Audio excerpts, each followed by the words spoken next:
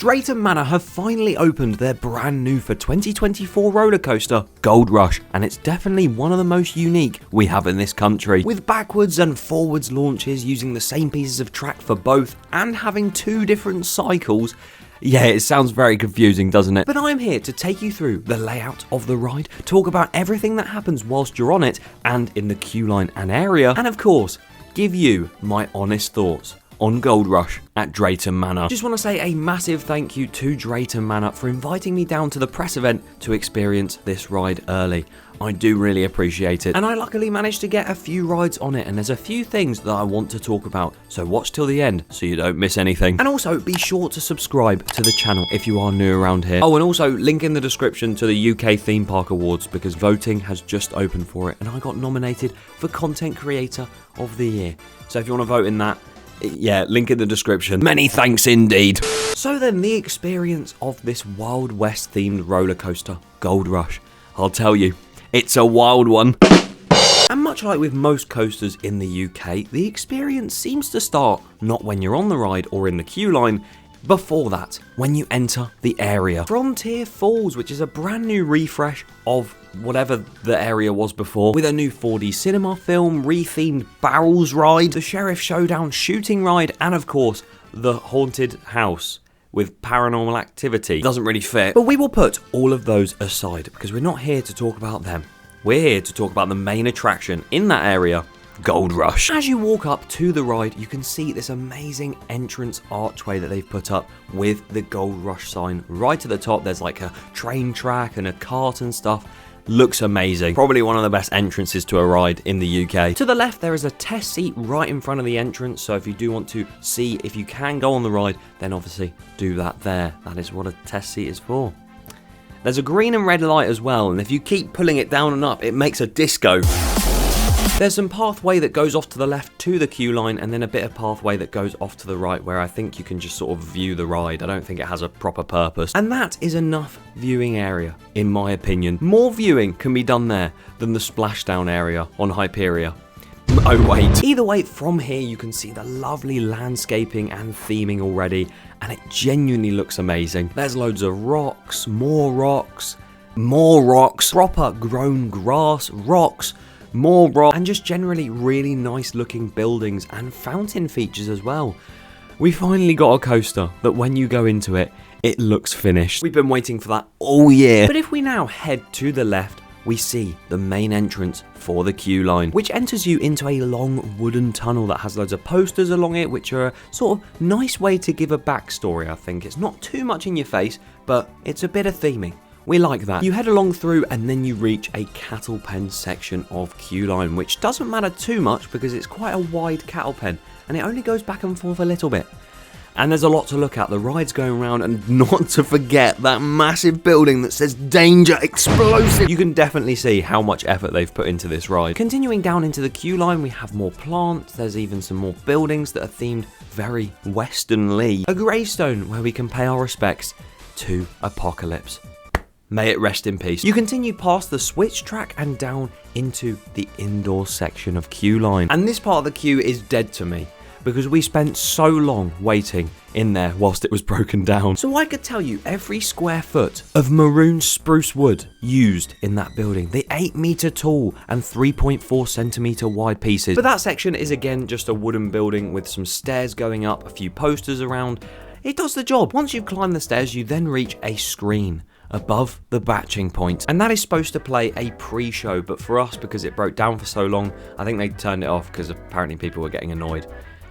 So would I. But then again, when the Smiler breaks down, they don't turn off the theme song, so maybe they should have kept it on. Then you enter the ride station. You get set a row, or I think you can choose, I don't really know because we always got back row, but I'm not complaining at that. And from both the outside and the inside, this station building is very, very Western themed.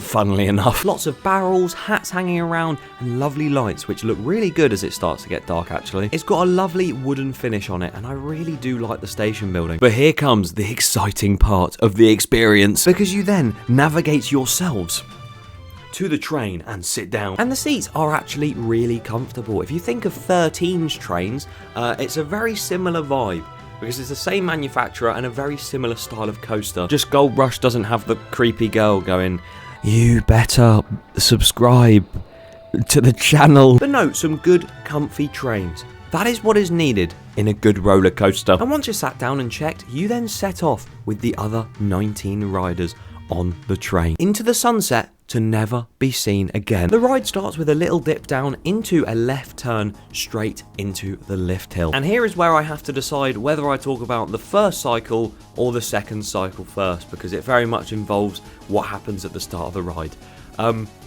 Let's talk about cycle 1, I guess. Prepare to be bewildered, my friends. You ascend the drive tyre lift hill all the way to the top, which slows down slightly as you crest over, and then you head into the first elements of the ride, forwards facing. The first drop round the corner does whip you out your seat a little bit, which is lovely for a family coaster. Following that, there's a slow airtime hill that twists towards the ground, which again at the back row did give us some minor airtime, which was also very lovely. You go around the little lake and over another airtime hill, which I think has some airtime. I can't really remember. How have I forgotten something that was literally last night? It's a maybe airtime hill. You then go round to loads of S-curves, which are super fun, and then you bank round to the left and come to a stop inside a building. And I can actually play you the audio that happens at this point. Here, have a listen. You can hear it.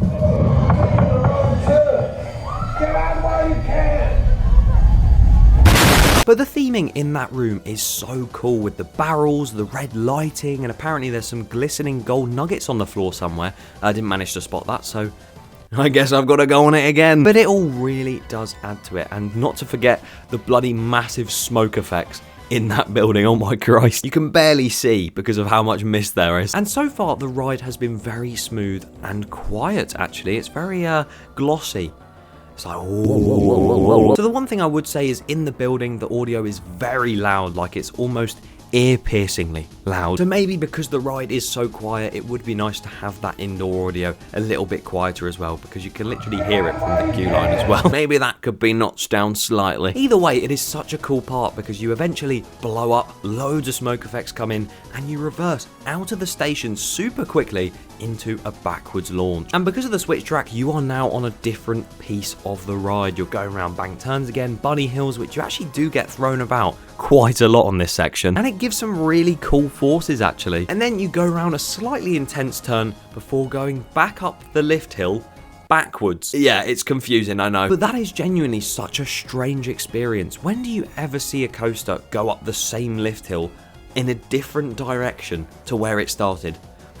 I don't think there's any other coaster like it in the world. You stop right at the top of the lift hill and then go all the way down the lift hill as if it's a drop forwards, and go into that really intense turn this time, round back into all the bunny hills and the turns and everything like that, slowly turning back into Danger Shed. And now this room is even more smoky than it was when you first launched out of it. I didn't know that was possible. Go into a little twisting airtime hill that's quite slow, but I couldn't see a thing until we were about halfway up it. There was that much mist. A few more little hills and turns, and then you go into a right turn into the brake run. That is one long ride.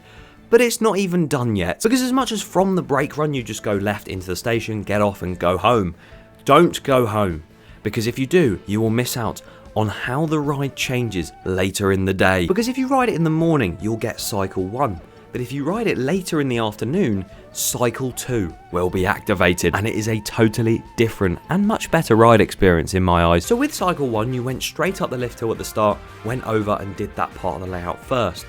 Cycle 2, you get up to the top of the lift hill, stop, and go backwards down into that section first. And going backwards down that drop and into that turn that was already intense going forwards in cycle 1, it's mental, very intense, and it's crazy forces for a family coaster. But yeah, you traverse that section backwards first, and then you eventually come to a halt in Danger Shed. All the smoke goes off in there, all the lighting and stuff, or in the story's case, it just blows up. And instead of a backwards launch now, you go into a forwards launch back the same way you just came. You get to the bottom of the lift hill, keep going up, and then you eventually reach the top and go through that section forwards now, twisting all the way through, and then you eventually come to Danger Shed once more and just launch straight through into the ending of the layout. That backwards drop all the way to Danger Shed, crazy. Shouldn't be a family coaster. But of course, with both cycles, you get into the station forwards and you sort of come back in, get off, and go into the merch shop down some stairs. What a family coaster this ride is. If you did watch my vlog from the press day, you will know that I did say it's the best family coaster in the UK.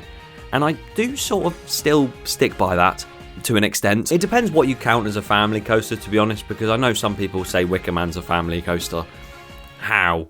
It's so thrilling and epic. So yeah, if you're calling it a family coaster, it's probably the best in the UK, but if you're counting all of these family thrill ones as well, and counting this as a family thrill, it's definitely in the top 5. This is going to put Drayton Manor on the map, and I love that for them. But I may have said, oh, it's one of the best family coasters, oh, it's got really good theming, it needs this doing, blah, blah, blah. What matters most, at the end of the day, is my final ranking. Considering how many good things there are about this coaster, it is smooth, it's quiet, there's a lot going on the ride and off the ride. Loads of theming, the music in the queue line is really good, and sort of the only thing I could say is about the audio being turned slightly down in Danger Shed, and also it would be cool to see some on-ride audio maybe up the lift hill or maybe on-ride, but that's me yapping too much. There's just not much I would change about this ride, so for that reason, I'm going to give it a 9 out of 10. Gold Rush and Drayton Manor smashed it. The fact it's a 1 meter height restriction as well helps even more. Although you can ride this and not Sheriff Showdown because that's a 1.1 meter. How does that make sense? But oh well. Although, as much as I may have ranked it a 9 out of 10, if you want to find out where this ranks in my top 200 overall, then subscribe. Because I promise you, my next video is a top 200 roller coasters. Why am I doing this to myself? So yeah, subscribe to see that, and if you want to see my press night vlog from Gold Rush, click here. It's right here. Right. My microphone's in the way. Yep. Go and rush to see it.